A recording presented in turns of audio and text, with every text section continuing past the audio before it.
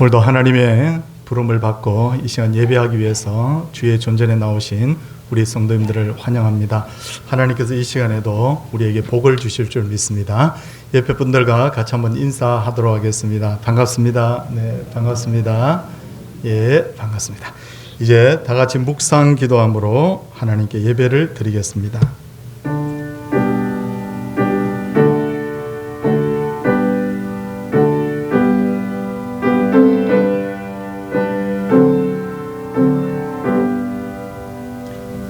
오직 나는 주의 풍성한 사랑을 힘입어 주의 집에 들어가 주를 경외함으로 성전을 향하여 예배하리이다. 아멘. 사도신경으로 우리의 신앙을 고백하겠습니다. 나는 전능하신 아버지 하나님 천지의 창조주를 믿습니다. 나는 그의 유일하신 아들 우리 주 예수 그리스도를 믿습니다. 그는 성령으로 잉태되어 동정녀 마리아에게서 나시고 본디오 빌라도에게 고난을 받아 십자가에 못 박혀 죽으시고 장사된 지 사흘 만에 죽은 자 가운데서 다시 살아나셨으며 하늘에 오르시어 전능하신 아버지 하나님 우편에 앉아 계시다가 거기로부터 살아있는 자와 죽은 자를 심판하러 오십니다. 나는 성령을 믿으며 거룩한 공교회와 성도의 교제와 죄를 용서받는 것과 몸의 부활과 영생을 믿습니다. 아멘. 찬송 88장입니다.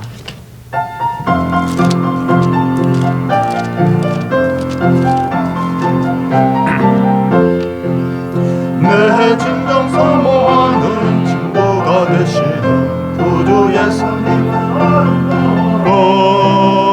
산 밑에 백합가요 나의 새벽과 우리 영원을 기다주었도다. 내 마음이 그쪽에 큰 위로 되시며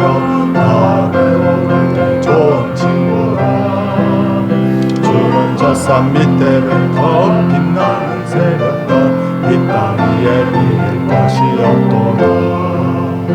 내 맘에 모든 것 세상 보라도 주님 항상 같이 하여 주시고 시험을 당할 때에 나에게 정신을 잊으사 나를 지키네.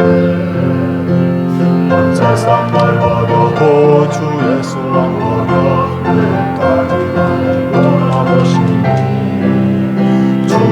산 밑에 백합 빛나는 새벽과 이 땅 위에 비길 것이 없도다. 내 마음을 다하여서 주를 가리라 길이 나를 사랑하리니 얼굴이 두렵지 않고 잠들고 걸어 주는 높은 산상 내 맘 되시라. 내 영혼 먹이시는 그 주를 뵙기 원하네. 좁은 저 산 밑에 백합 빛나는 새벽과 이 땅 위에 비길 것이 없도다.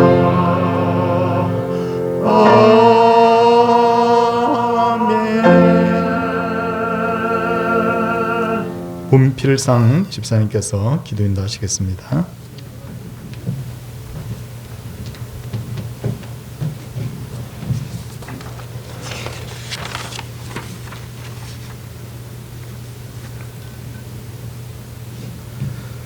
사랑이 많으신 하나님의 아버지, 우리를 위하여 목숨을 버리시고 영원한 생명을 주신 주님께 감사를 드립니다. 언제나 풍성한 사랑으로 하임없이 베풀어 주신 은혜에 감사를 드립니다. 오늘도 주님께서 지켜주시는 큰 은혜로 귀한 예배를 드리게 하심을 주여 감사를 드립니다. 세상 즐거움에 지우치지 않고 세상 사랑 다 버리고 오직 자신 주님의 말씀 따라 순종하며 살아야 하는데 그렇게 살지 못한 부족함을 주님 이 시간에 회개합니다. 주님 용서하여 주시옵소서. 우리의 즐거움과 사랑은 오직 예수 그리스도라 고백하며 주님과 동행하는 신선한 성도로 살아가게 주님 인도하여 주시옵소서. 우리 주님의 일꾼으로 삼아주신 것 주여 감사를 드립니다. 모든 것이 부족한 우리에게 지혜와 명철을 깨우쳐 주셔서 이 대면하기 어려운 시기에도 주어진 사명을 찾아서 잘 감당할 수 있도록 주님 인도하여 주시옵소서. 코로나로 인하여 모으기 힘든 이때에 우리들의 믿음과 신앙이 나태할 수 있사오니 주님 언제나 함께 하셔서 변치 않는 믿음 생활을 지킬 수 있도록 이끌어 주시옵소서. 주님 이 시간 드리는 모든 기도의 소망이 주님의 크신 은혜로 이루어지게 도와주시옵소서. 오랫동안 코로나로 인하여 어려움을 겪고 있습니다. 주님의 자비를 베풀어 주셔서 이 땅을 회복시켜 주시옵소서. 주님 우리의 건강을 지켜 주시옵소서. 몸이 불편한 성도님들 치유의 은총을 베풀어 주시옵소서. 하느님께서 주시는 은혜와 위로를 받고 마음의 평안을 가질 수 있도록 주님 함께하여 주시옵소서. 모든 중단된 모든 예배가 정상적으로 드릴 수 있도록 주님 살펴주시옵소서. 이 나라에 풍성한 은혜를 베풀어 주시옵소서. 모든 분야의 부족한 곳을 주님 채워주시고 모든 정의가 질서가 회복되는 나라가 되게 하여 주시옵소서. 이 시간 드리는 예배가 생명이 근원 되시는 하나님을 높이 찬양하며 큰 기쁨으로 드리는 예배가 되게 하여 주시옵소서.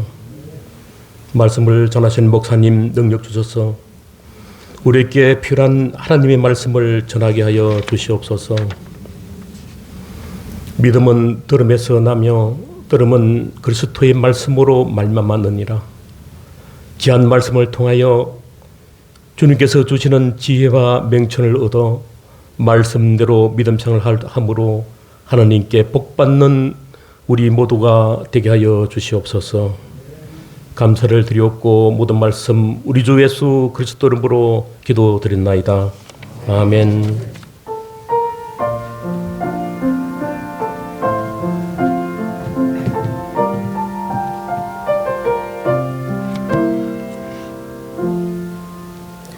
하나님 말씀은 마태복음 10장 37절에서 39절까지 말씀입니다.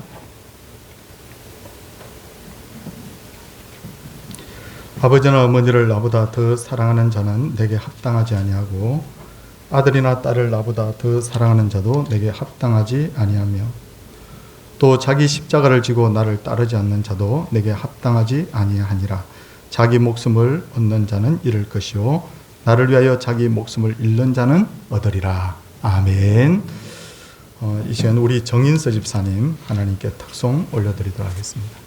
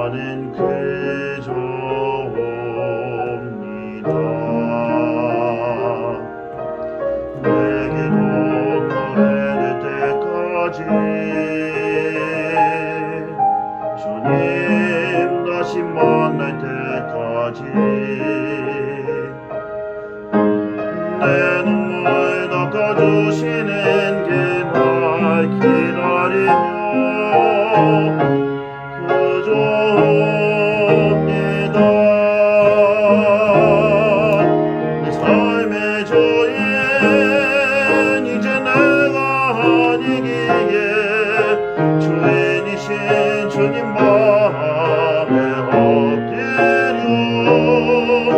내 삶의 조엔 이제 내가 아니기에 주인이신 주님 나에게 아래 엎드려 그저 옵니다.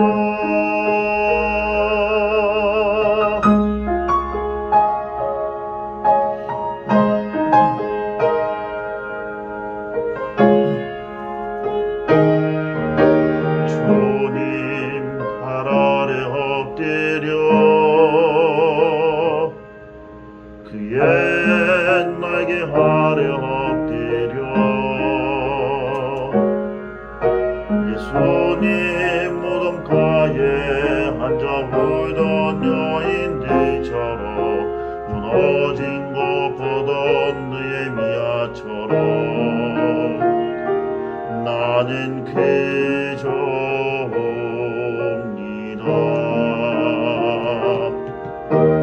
내 눈물 기다리신 주님께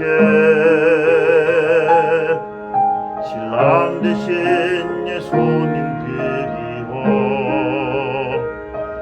그 은혜가 뵐 길 없어 그 품의 한계가 그저 옵니다.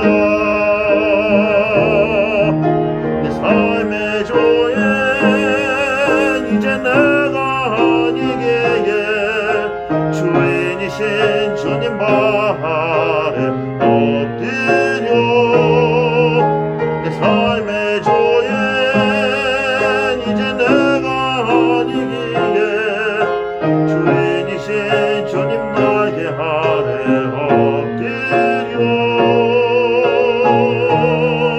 그저 옵니다.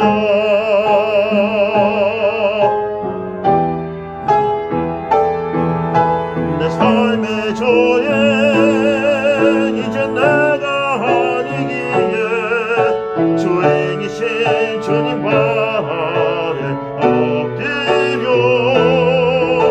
내 삶의 조엔 이제 내가 아니기에 주인이신 주님 나에게 아래 엎드려 그저 옵니다.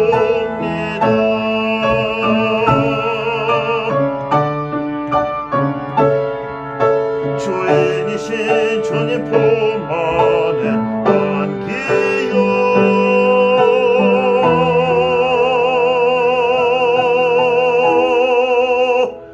그저 옵니다.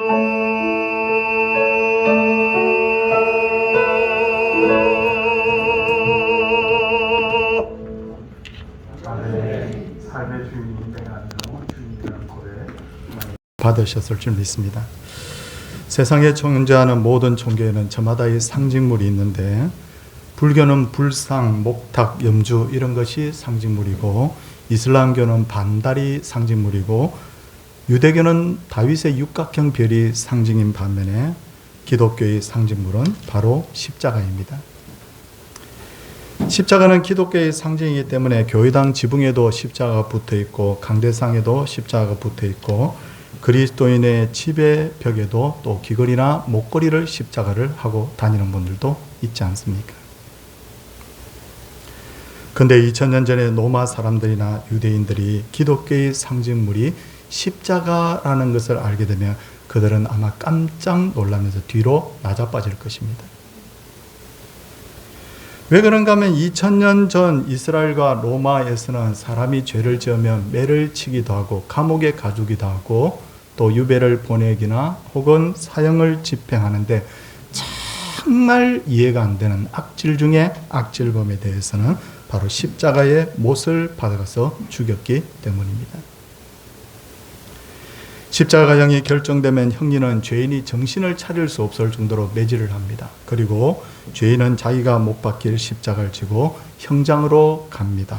그러면 손과 발에 못을 박는데 심장에 못을 박으면 금방 죽을 텐데 손발에 못을 박으니 어떤 이는 6시간, 어떤 이는 12시간, 어떤 이는 하루 종일 그 십자가에 매달려서 고통을 당했다고 합니다. 그러면 가족들이 형리에게 돈을 쥐어주면서 내 남편 빨리 좀 죽여달라고, 내 아들 빨리 좀 죽여달라고 그렇게 애원을 했다고 하죠. 그러므로 2000년 전 유대인들이나 로마인들은 꿈에도 십자가를 보는 것은 소름 돋는 일로 생각을 했을 것입니다. 근데 그들이 타임머신을 타고 2021년 대한민국 교회에 와서 보니까 교회당 지붕에도 십자가 있네요. 그리고 성도들 가정에도 십자가 있고 성도들이 목걸이, 귀걸이를 십자가 하고 다니는 겁니다. 이런 것을 딱 보면 어떤 생각이 드느냐면 마치 아프리카 미개한 토인들이 사람의 목을 자르는 단두대를 사방에 걸어놓고 예배하는 것과 비슷한 그런 느낌을 받을 거예요. 그런 의미에서 기독교는 사형 도구, 사형 틀을 바로 종교의 상징으로 삼은 유일무이한 종교인 거예요. 그렇다면 이렇게 끔찍한 십자가가 어떻게 해서 기독교의 상징물이 되었을까? 왜 위대한 믿음의 선진들은 그렇게 십자가를 사랑했을까요? 가장 큰 이유, 아니 유일한 이유는 바로 하나님의 유일하신 아들, 독생하신 아들 예수님께서 십자가에 달려서 돌아가셨기 때문입니다. 그런 의미에서 우리가 숭배하고 사랑하는 것은 우리 여기서 분명하게 기억해야 돼요. 십자가가 아니에요. 우리가 진짜 숭배하고 사랑하는 것은 바로 십자가에 달리신 예수님입니다. 그 사형틀이 아니라 바로 예수님. 그래서 예수님 없는 십자가는 우리에게 아무 의미가 없는 겁니다. 그렇다면 왜 하나님의 아들이신 예수님은 십자가에 달려서 돌아가셔야만 했을까요? 예수님이 죄가 있었기 때문입니까? 아닙니다. 이 부분에 있어서 예수님에게 사형을 언도했던 본 빌라도 총독도 나는 그에게서 죽일 죄를 찾지 못하였다. 나는 도저히 아무리 살펴봐도 예수라는 사람에게서 죽일 죄를 찾지 못하였다라고 그렇게 말했습니다. 그렇다면 예수님이 힘이 없어서 억울하게 잡혀서 돌아가신 것일까요? 그것도 아니에요. 마태복음 26장과 요한복음 18장을 보면 예수님께서는 십자가에 달리시기 전에 예루살렘 바로 그 맞은편에 있는 겟세마네 동산에서 기도하고 계셨습니다. 그때 대제사장과 장로들이 보낸 바로 병사들이 칼과 몽치를 두고 예수님을 체포하려고 그 자리에 나타납니다. 많은 제자들이 막 흥분하고 놀라서 막 방방 뛰고 있는데 성질 급한 베드로가 칼을 빼들고는 대제사장의 그 하인의 귀를 내리칩니다. 그것을 보신 예수님이 뭐라고 말씀하십니까? 칼을 칼집에 꽂아 넣어라. 너는 내가 내 아버지께 구하여 지금 12군단 더 되는 천사를 보내게 할 수 없을 줄 아는. 그렇게 말씀하시고는 만일 내가 그렇게 하면 이런 일이 있으리라는 성경이 어떻게 이루어지겠느냐 그렇게 말씀을 하셨어요. 성도님들, 당시에 로마의 일개 군단은 6,000명이었어요. 그런데 예수님께서는 그렇게 말씀하셨죠. 아버지께 구하여 12군단 되는 더 되는 천사도 내가 불러올 수 있다고. 로마 군대 전부가 다 덤벼들어도 천사 한 사람을 하나를 상대할 수 없잖아요. 근데 예수님께서는 12군단 되는 더 천사, 72,000이 넘는 천사도 내가 불러올 수 있다. 그러니까 예수님은 힘이 없어서 십자가에 못 박힌 것이 아니라는 말이죠. 그렇다면 왜 예수님께서는 십자가에 달려서 돌아가셔야만 했을까요? 좀 전에 예수님께서 베드로에게 하셨던 말씀을 다시 한번 떠올리겠습니다. 만일 내가 그렇게 하면 이런 일이 있으리라는 성경이 어떻게 이루어지겠느냐? 내가 12군단 더 되는 천사들 모아가지고 다 나쁜 사람 다 물리치고 내가 십자가에서 내려오면 이런 일이 있으리라는 성경이 어떻게 이루어지겠느냐? 여기서 말하는 성경은 바로 구약 성경입니다. 왜냐하면 예수님 당시까지만 해도 신약 성경이 단 한 권도 기록이 되지 않았기 때문에. 그렇다면 구약 성경은 예수님에 대해서 무슨 말씀을 하고 계실까요? 이렇게 말씀하고 있습니다. 구약 성경의 핵심 가르침은 모든 사람은 죄인이다. 그러기에 모든 사람은 하나님의 심판을 견딜 수 없다. 피할 수 없다. 근데 하나님께서 세상을 사랑하사 독생자 예수님을 보내셔서 죄인들을 대신해서 십자가에 달려 죽게 함으로써 그를 믿는 모든 사람은 죄에서 해방되어 영원한 생명을 얻게 된다. 이게 바로 구약 성경의 핵심 가르침이에요. 그러므로 예수님께서 대제사장에게 체포되어 십자가에 달리신 것은 우리를 대신해서 죽으심으로 우리에게 참 생명, 영원한 생명, 천국을 우리에게 선물로 주시기 위해서 그렇게 하셨던 겁니다. 그러기에 예수님이 달리신 십자가는 이제 더 이상 끔찍한 사형털이 아니에요. 예수님이 달리신 그 십자가는 바로 하나님의 사랑의 표현이에요. 우리를 사랑하신 그리스도의 놀라운 희생의 거룩한 상징물인 거예요. 그러기에 우리는 당당하게 지금도 십자가 앞에서 하나님께 예배를 드리고 있는 것입니다. 그렇다면 우리 교회는 왜 교회당 앞에다가 십자가를 붙여놓지 않았을까요? 전에도 제가 한번 말씀드렸어요. 우리 교단도 처음에 교회당 앞에다가 십자가를 큼직하게 붙여놓고 예배를 드렸는데, 근데 많은 이들이 그 당시에 십자가를 신령한 것으로 여기고 신성시하는 거예요. 좀 전에 제가 무슨 말씀을 드렸습니까?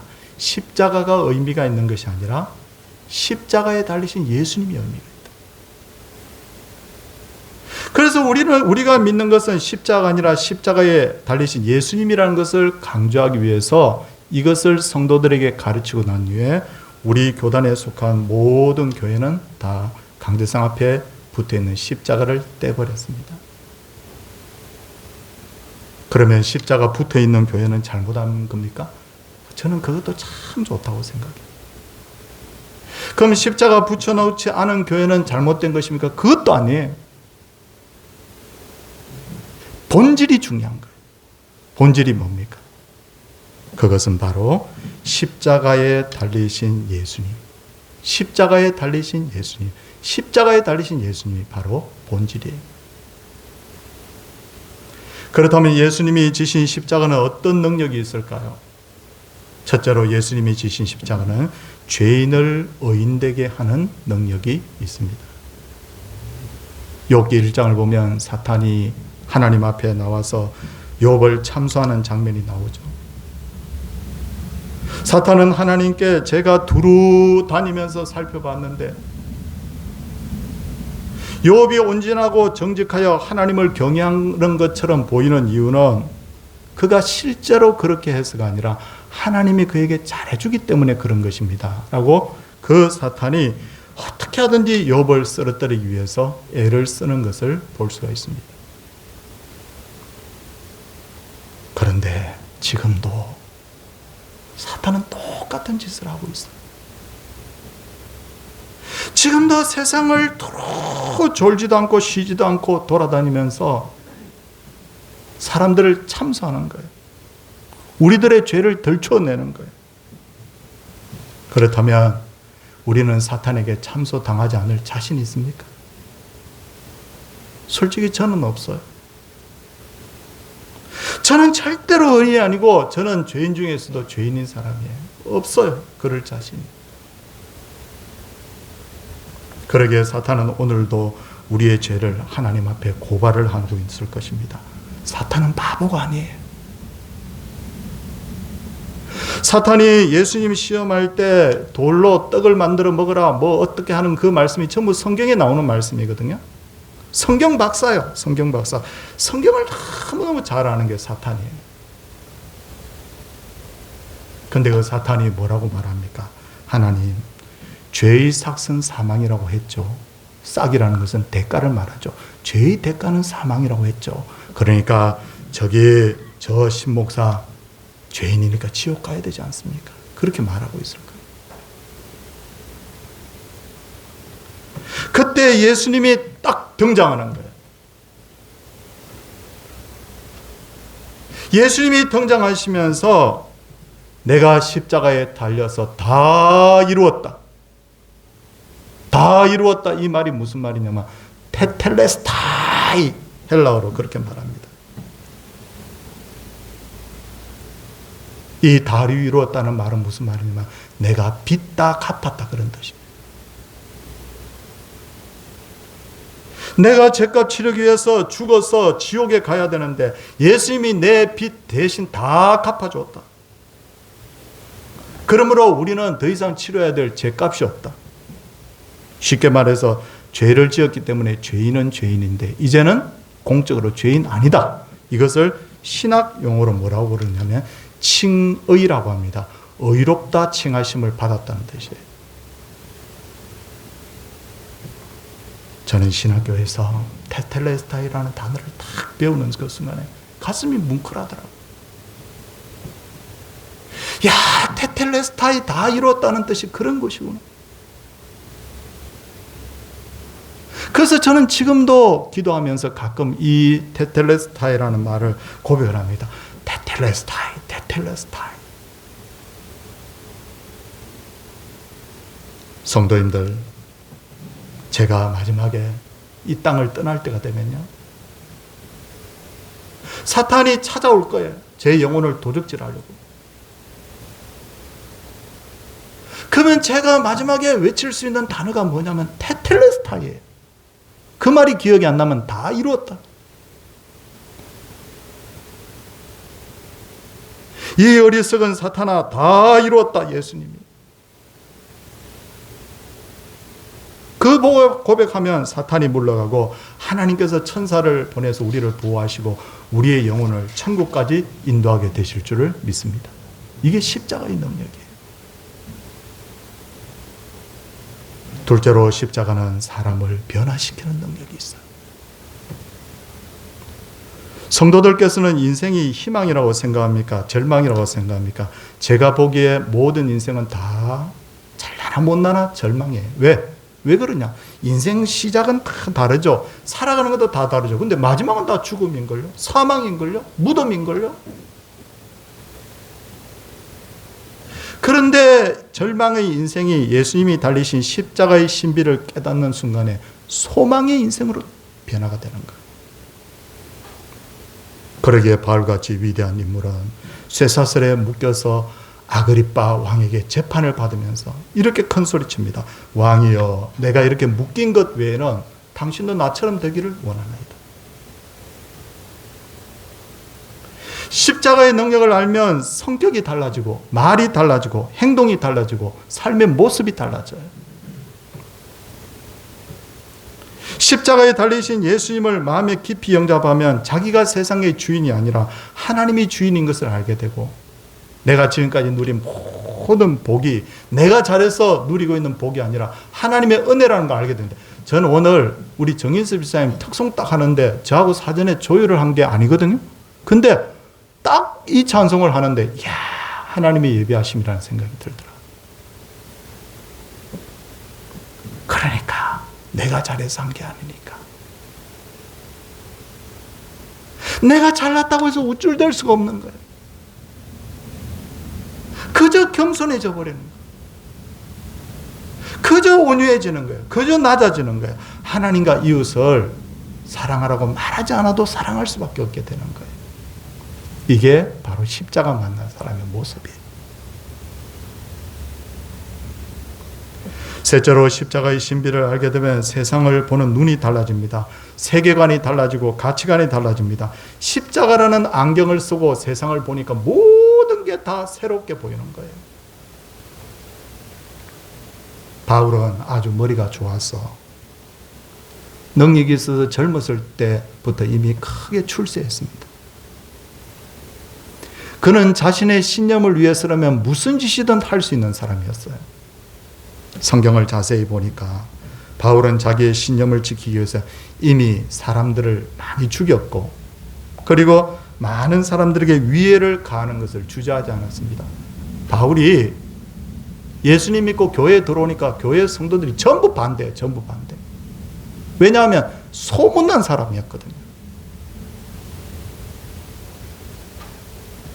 근데 이런 바울이 스데반을 죽일 때 그 돌 맞아 죽는 것 얼마나 그 피를 흘리고 머리가 깨져서 그러겠습니까? 끔찍하겠습니까? 그런데 사도행전 8장 1절에 보니까 그가 죽임 당함을 마땅히 여기더라.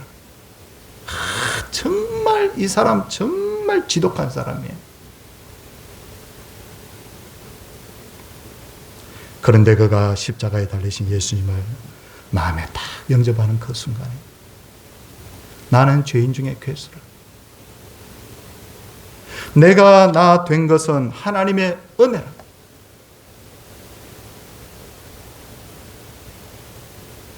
지금도 십자가에 달리신 예수님을 통해서 많은 사람들이 변화가 일어나고 있습니다. 요즘 기독교 이 복음이 별로 힘이 없는 것처럼 느껴지지만 제가 요즘 이렇게 사람들을 만나면서 보니까 지금도 눈물로 자기의 죄를 회개하고 새로운 인생을 사는 사람들이 있더라고요.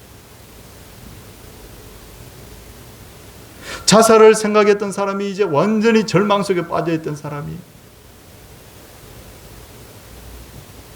십자가를 발견하고는 새롭게 인생을 시작하는가 하면 흔들흔들 흔들리는 가정이 십자가를 통해서 회복되기도 하고, 그리고 많은 젊은이들이 이 십자가의 은혜를 깨닫고 자기의 꿈을 키워가면서 하나님의 영광을 위해서 살 것을 지금 결단하고 있습니다.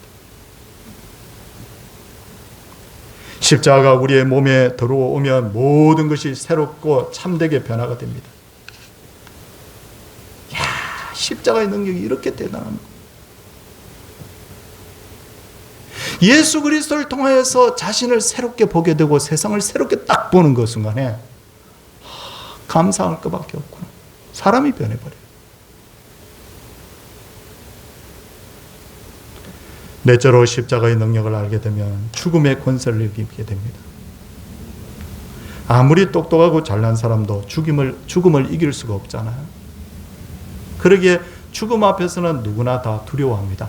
제가 한 번씩 그런 말 하잖아요. 죽음을 생각조차 하기 싫어한다. 우리나라 사람들이 제일 듣기 싫어하는, 전 세계 사람들이 제일 듣기 싫어하는 욕이 뭐냐면 죽을래? 그런데 십자가의 능력을 알면 그때부터 죽음을 뛰어넘어요.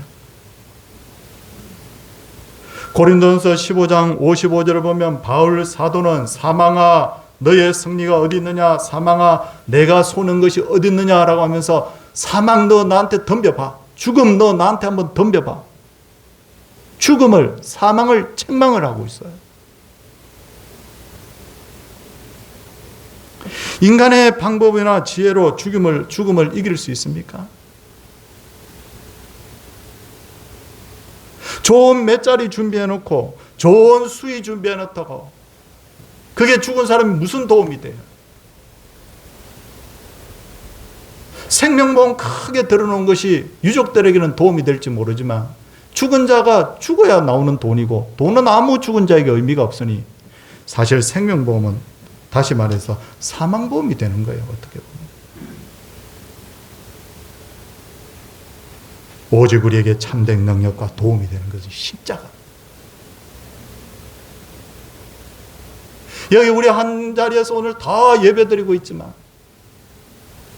가는 순서를 몰라서 그렇지 다 갈 텐데 그때 무엇을 붙들겠냐는 거예요.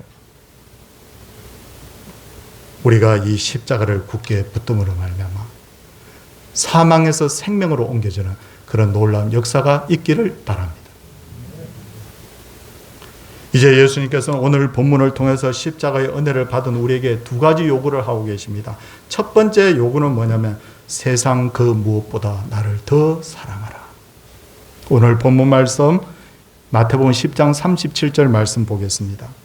예수님께서는 아버지나 어머니를 나보다 더 사랑하는 자는 내게 합당하지 아니하고 아들이나 딸을 나보다 더 사랑하는 자도 내게 합당하지 아니하며 라고 하셨죠. 야, 그러니까 교회 다니는 사람은 아버지 어머니 무시해도 된다 그 말입니까? 아니잖아요. 이 문장 자체가 비교급으로 돼 있잖아요.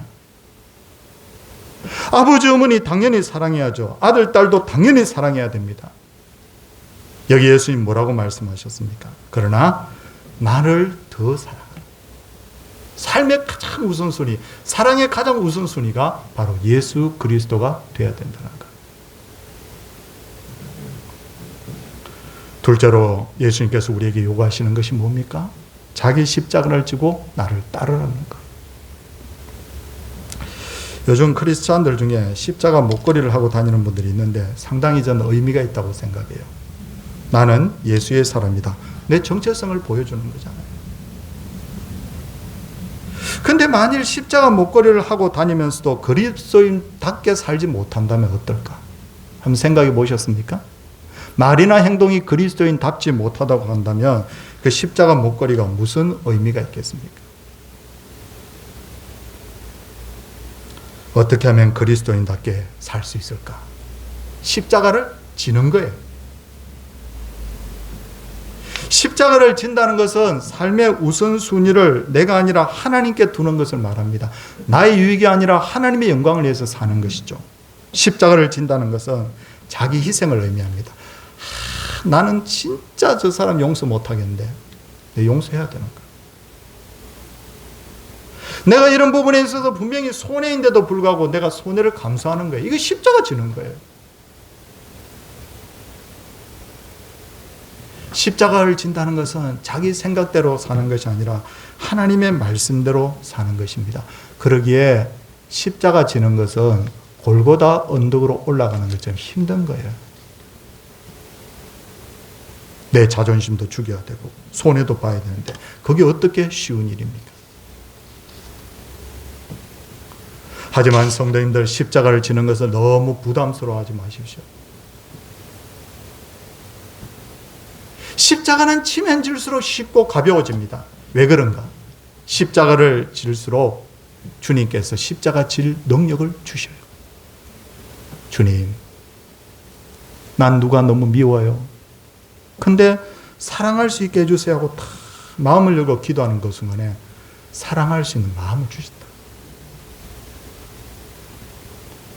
주님, 내가 손해를 보더라도 나 주님 중심으로, 삶의 중심을 하나님 중심으로 살래요.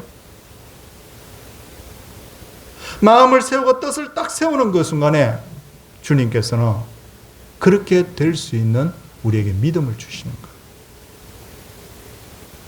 마태복음 11장 29절을 보면 예수님께서는 이 말씀을 잘 귀담아 들어주십시오.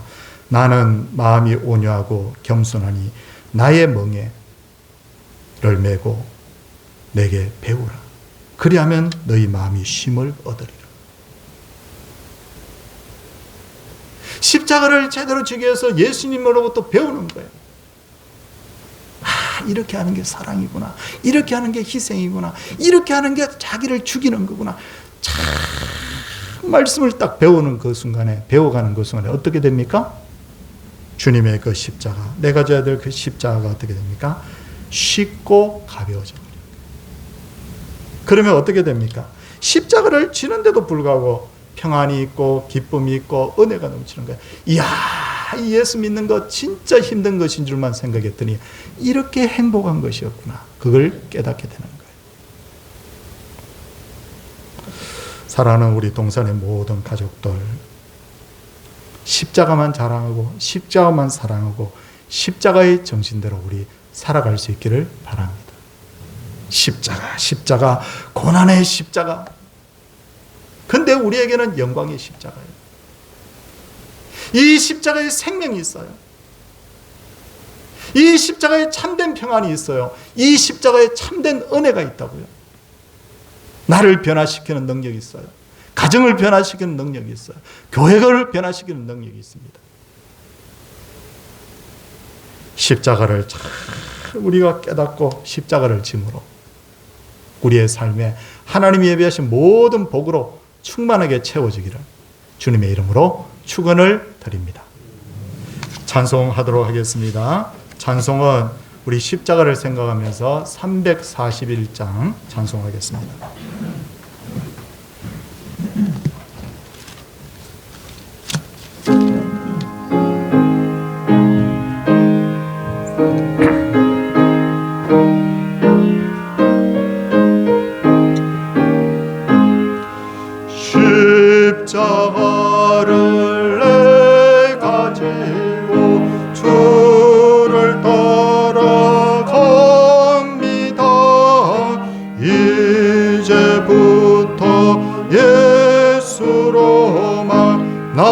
나의 보배 삼겠네. 세상에서 부귀영화 모두 잃어버려도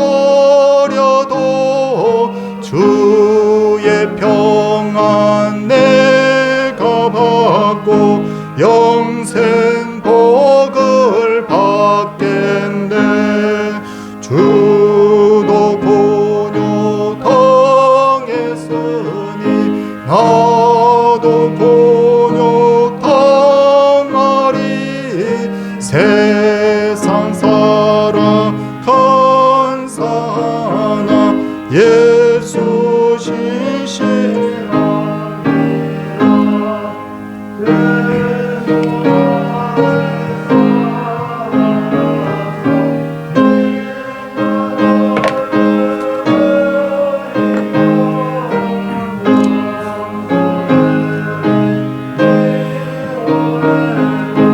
염려할 것 없겠네.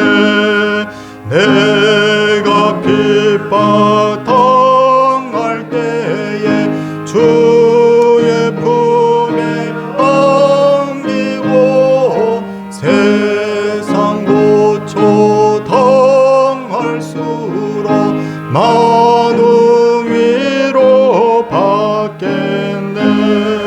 주가 주신 기쁨 외에 기뻐할까 무엇냐. 주가 나를 사랑하니 기뻐할 것뿐일세.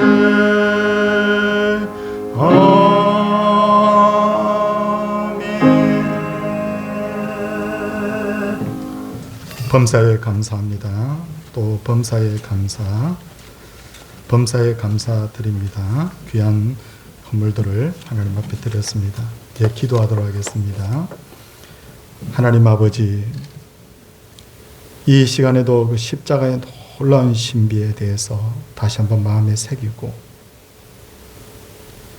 그 십자가가 2000년 전 골고다 언덕에서만 높이 세워졌던 것이 아니라 우리의 심령에도 이 십자가가 높이 세워지기를 하나님 앞에 은혜를 구합니다. 오늘 많은 그리스도인들이, 교회들이 하나님의 영광을 드러내지 못하는 것은 이 십자가 정신이 많이 훼손되었기 때문인데,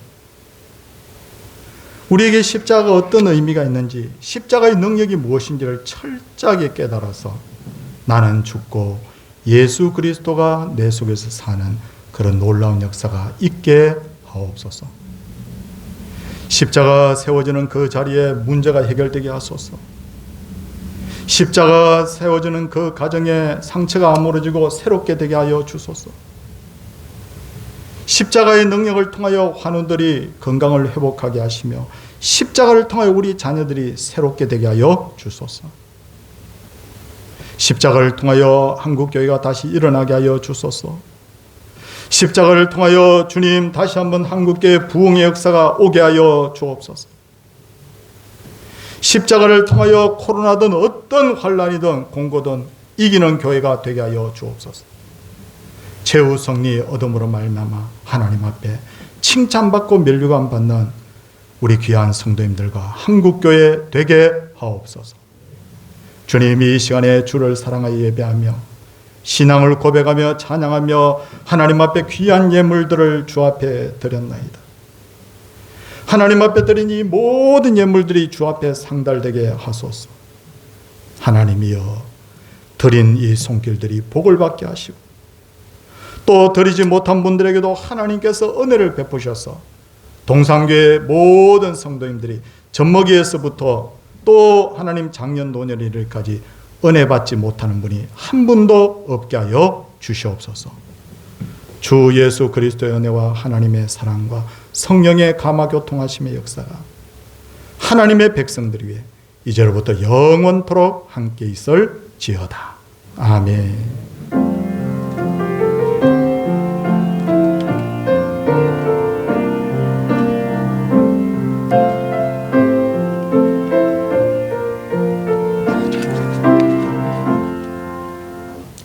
예, 교회 앞에 광고 드리도록 하겠습니다. 성경 필사는 이제 2주 남았어요. 다음 주까지 다 만드셔서 다 기록하셔서 교회 사무실에 제출해 주시면, 우리가 4월 첫째 주일이 부활주일이거든요. 근데 부활주일에 뭐 우리가 하나님 앞에 마음을 드리고 헌물도 드려야 되지만 손수 기록한 이 성경을 하나님 앞에 이렇게 봉헌해 드리면 얼마나 좋을까, 그런 기대를 하고 있습니다. 꼭 실천해 주시기를 부탁드립니다. 상반기 학습 세례식이 있습니다. 해당되시는 분 교회 사무실로 신청하셔서 다음 주부터 교육에 임해 주시기를 바랍니다. 우리 성도님들, 우리가 정말 이 십자가, 이 복음을 정말 마음에 다 새기면 모든 것이 다 은혜가 됩니다. 그런 은혜가 풍성한 그런 이 3월 이 봄 계절이 되기를 소원을 드립니다. 옆에 분들과 마음 담아서 사랑 담아서 인사하도록 하겠습니다. 할렐루야!